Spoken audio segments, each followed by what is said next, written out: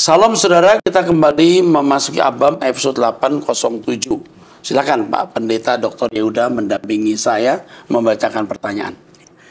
Baik Pak, dari seorang pria berusia 37 tahun menikah di Tapanuli Utara. Shalom Bapak rohani kami yang luar biasa. Kami dengan rendah hati mendoakan Bapak dalam menghadapi masa sulit yang Bapak alami saat ini. Kiranya Bapak kita yang di sorga memberi kekuatan bagi Bapak. Izinkan saya Pak Rohani untuk memberikan sedikit penjelasan mengenai tanggapan orang yang menyebut Bapak Pendeta Gadungan di episode 788. Saya ingin menyatakan bahwa tuduhan tersebut tidak masuk akal, dan saya rasa orang tersebut mungkin memiliki gangguan jiwa. Yang Bapak berikan adalah pendidikan gratis yang sangat berarti bagi semua manusia termasuk anak saya. Terkait kesaksian anak saya mengenai makanan anak-anak di asrama, itu adalah kenyataan yang Bapak perhatikan dengan baik. Bahkan saat anak saya pulang liburan ke kampung, dia merasa senang dengan makanan seperti Indomie, karena di asrama kami tidak diberi makanan siap saji yang kurang baik untuk kesehatan kami. Jadi, Terus, ya, anak saya mengatakan bahwa makanan di asrama dijaga dengan baik, kata anak saya. Mengenai bantuan perjalanan anak saya ke Jakarta dengan pesawat yang dibayar oleh STT Ekumene, kami sangat berterima kasih atas kebaikan dan perhatian Bapak rohani kami. Terima kasih banyak. Jadi jika ada orang yang berbicara hal lain tentang Bapak, mungkin orang tersebut memiliki masalah kejiwaan, Pak. Terima kasih juga untuk tanggapan yang positif. Kiranya Tuhan memberkati anak Bapak. Oke, doakan supaya kami terus maju dalam Tuhan. Oke, teruskan. Yang berikutnya dari seorang pelajar berusia 15 tahun dari Jakarta. Halo, Kungkung Eras yang terkasih. Kongkong. Kongkong ya. Kongkong Eras. Engkong gitu maksudnya. Engkong, ya. Engkong Eras yang terkasih. Saya ingin bertanya, namanya Sebutin Lovely ya. Kenapa Tuhan masih terus menciptakan manusia walaupun manusia sudah jatuh ke dalam dosa?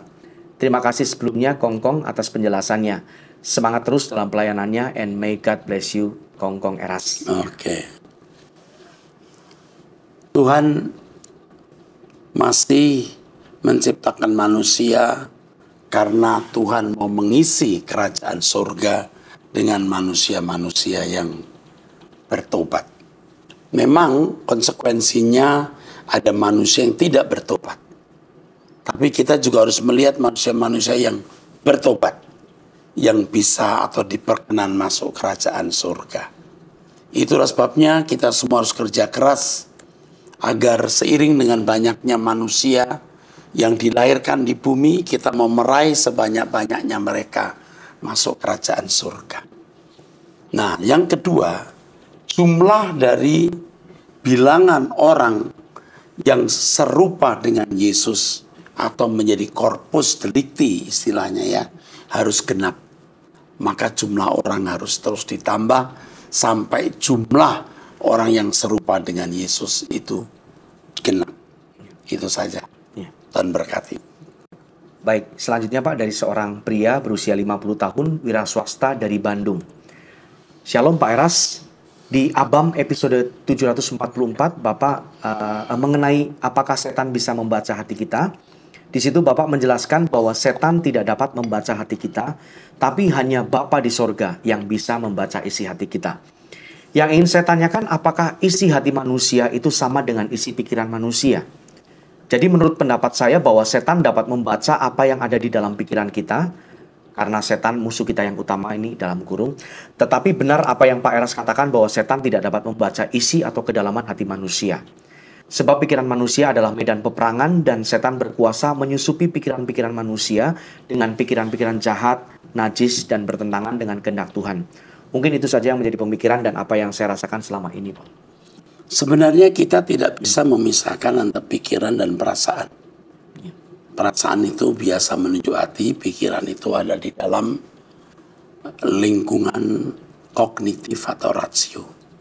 Sebenarnya setan tidak bisa masuk, tidak bisa membaca. Tapi dari bahasa tubuh kita, dari gerak kita, setan bisa membaca hati maupun pikiran kita. Nah, mengenai pikiran kita di mana menjadi medan peperangan, maksudnya adalah banyak hal-hal yang bukan dari Allah yang sudah disuntikkan ke kita. Disuntikkan ke kita. Dan ini yang harus kita perangi di dalam pikiran kita. Apakah kita lebih mendengar suara firman atau suara Tuhan, atau kita memberi ruangan kepada suara setan, suara yang bukan dari Allah. Apa yang dipikirkan manusia bukan berasal dari Allah. Jadi apa yang tidak dipikirkan oleh Allah pasti dari setan. Nah, tapi ada satu hal yang harus saya tambahkan. Dalam tingkat tertentu, setan bisa berbisik pada manusia.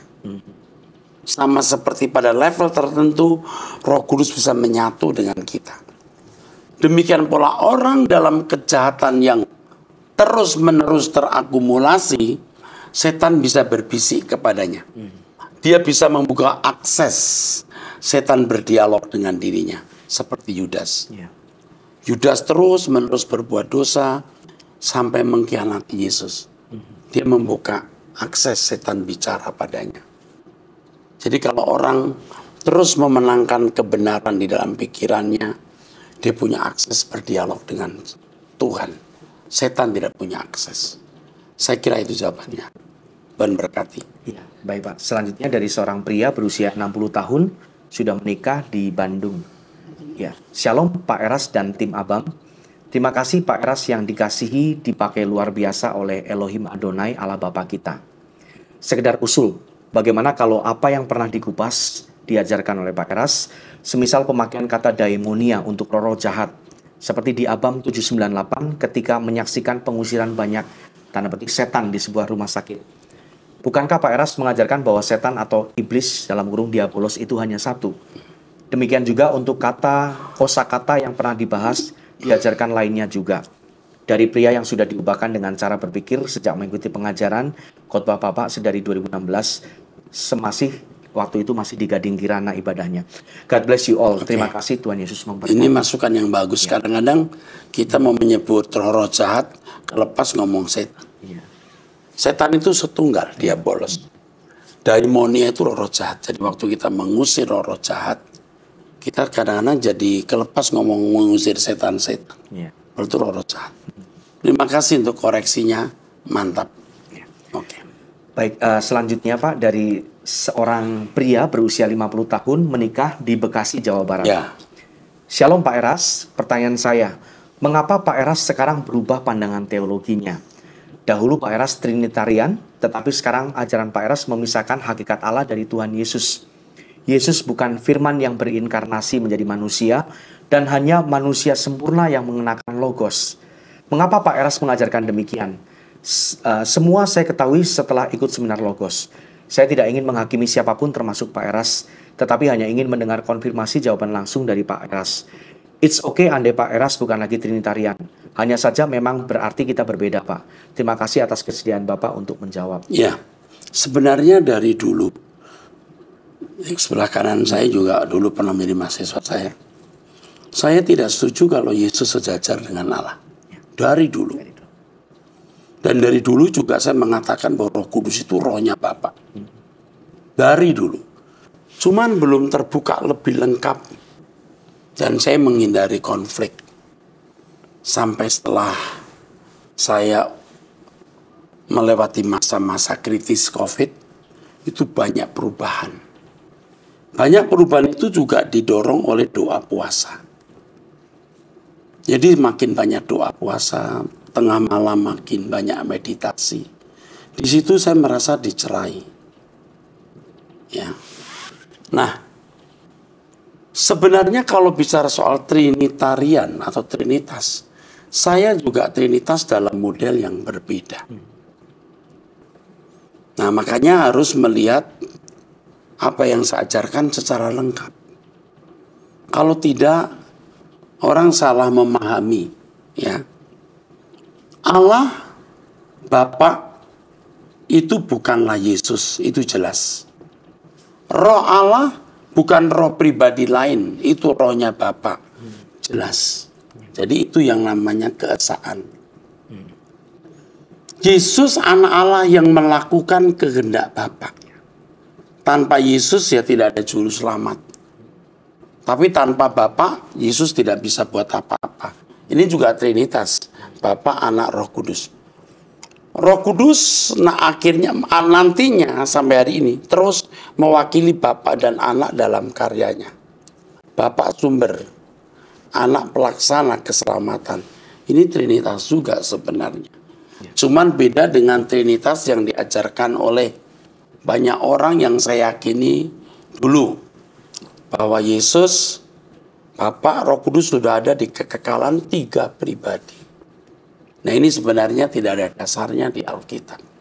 Tidak ada dasarnya.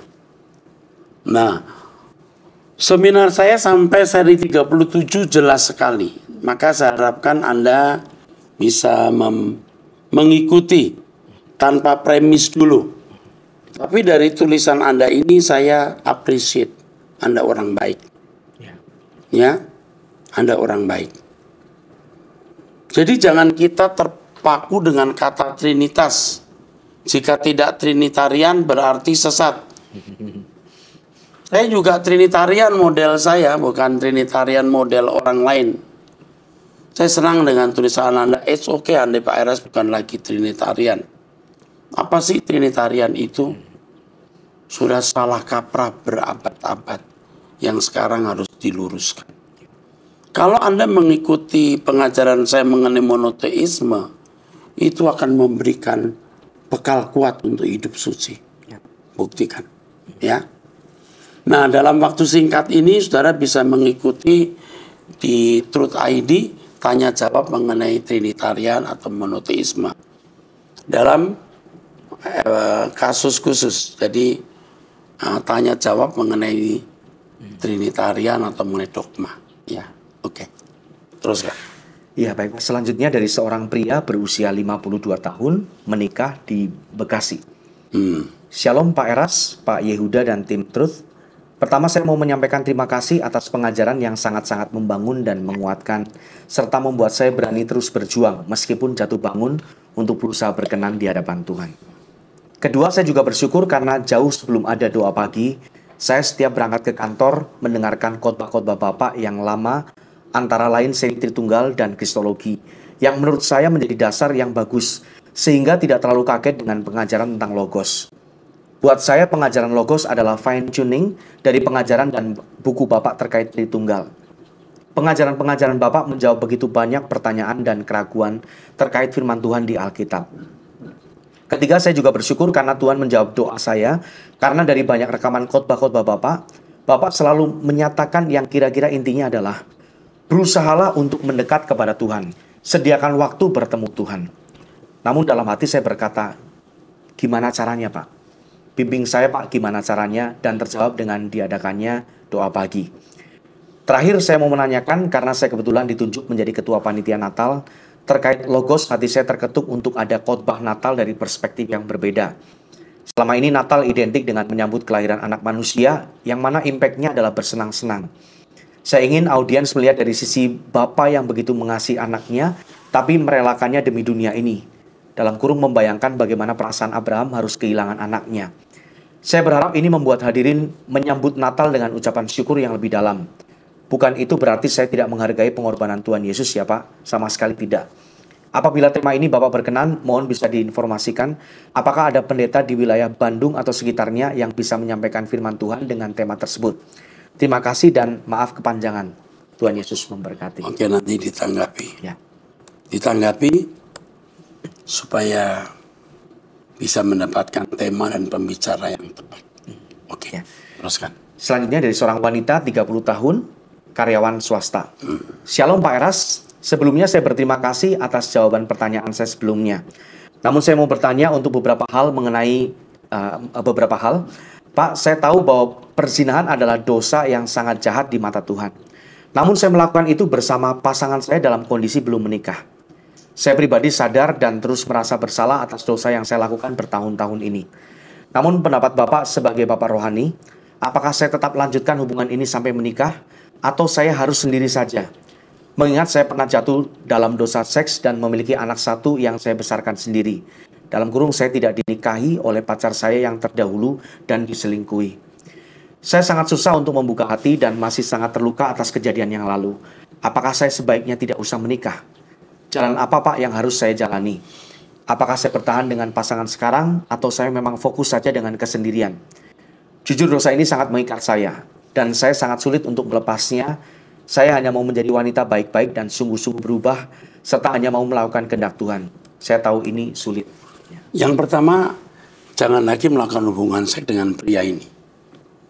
Lihat reaksinya. Kalau dia marah, dia mulai menjauh, Pak, itu berarti Anda hanya menjadi mesin seks. Dan dia tidak layak menjadi suamimu.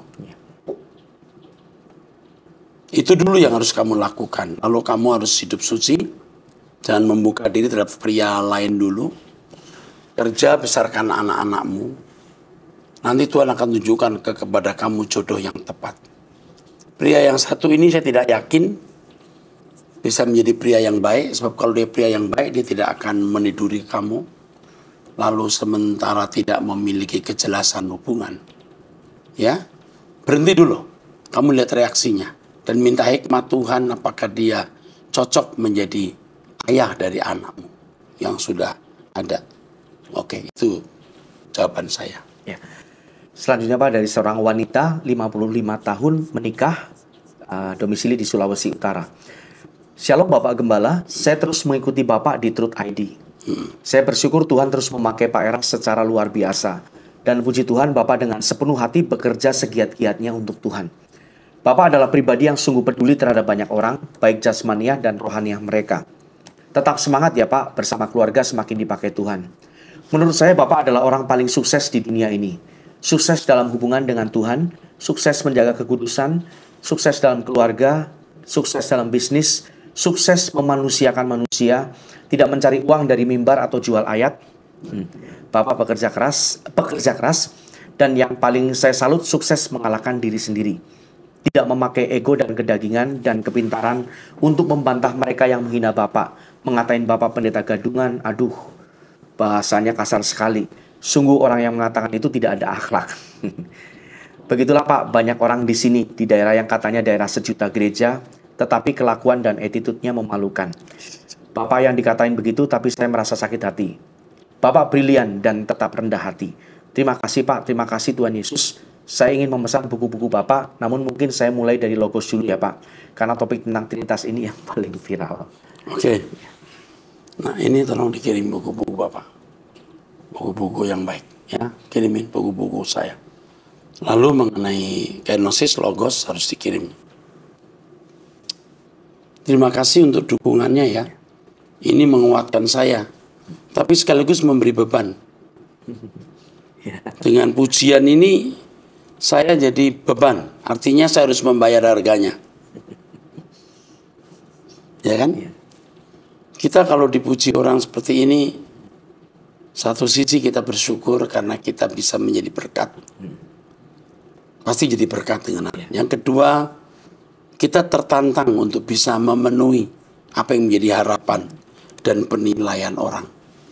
Jangan sampai orang menilai lebih dari kita, keadaan kita yang sebenarnya.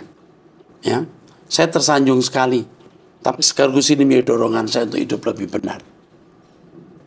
Mengenai bullying orang sama sekali saya tidak sakit hati. Artinya, ya wis ora apa-apa, enggak apa-apa. Terima kasih untuk dukungannya, Bu. Ibu-ibu ya. Tuhan memberkati, we love you, Bu. Pasti suatu hari kita akan ketemu. Kalau tidak di bumi, di LB3. Ya, Tuhan memberkati. Ya, baik Pak. Berikutnya dari seorang wanita berusia 28 tahun, belum menikah di Jakarta. Shalom Pak, puji Tuhan kerinduan hati saya yang sudah lama untuk ikut ibadah di tempat Bapak melayani bisa terpenuhi. Saya tidak tahu ini menjadi jalan Tuhan karena saya lanjut studi beasiswa di salah satu universitas di Jakarta Pak. Sebelumnya saya berasal dari Siantar. Waktu saya habis saya gunakan untuk bekerja di dunia pendidikan, baik di sekolah maupun pengajar les Pak. Puji Tuhan sejak saya di sini saya bisa ikuti hampir semua program Truth Pak.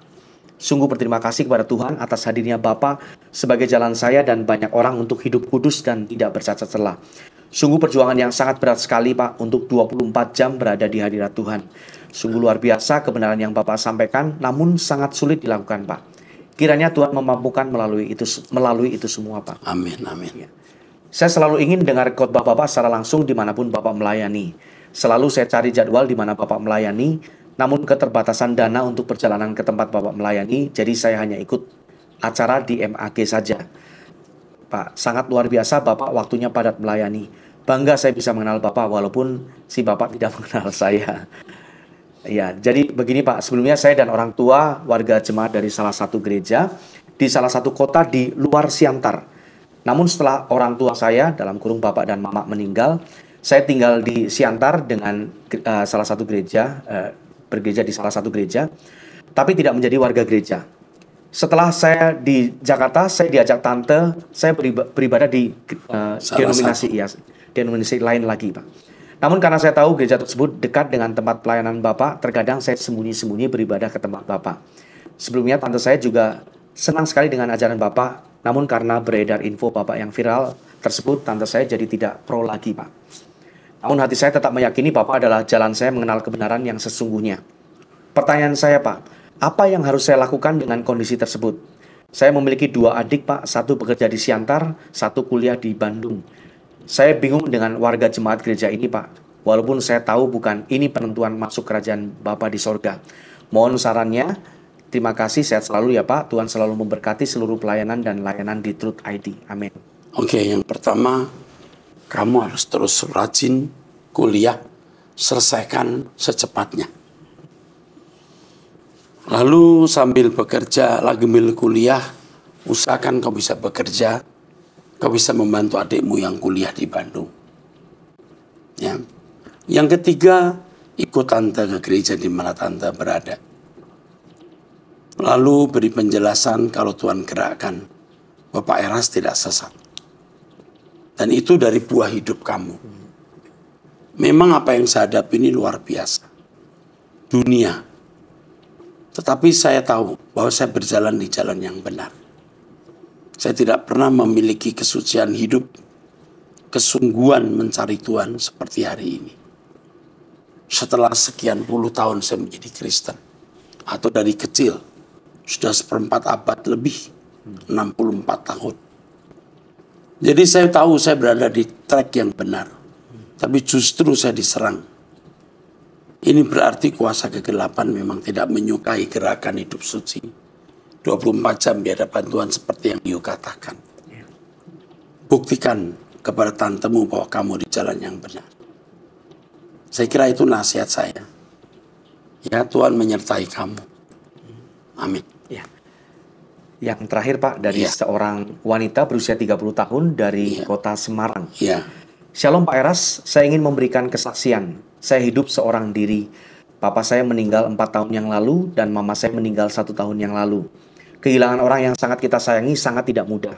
Tapi puji Tuhan, Tuhan sudah membuat saya kuat dan tidak menyerah hingga saat ini.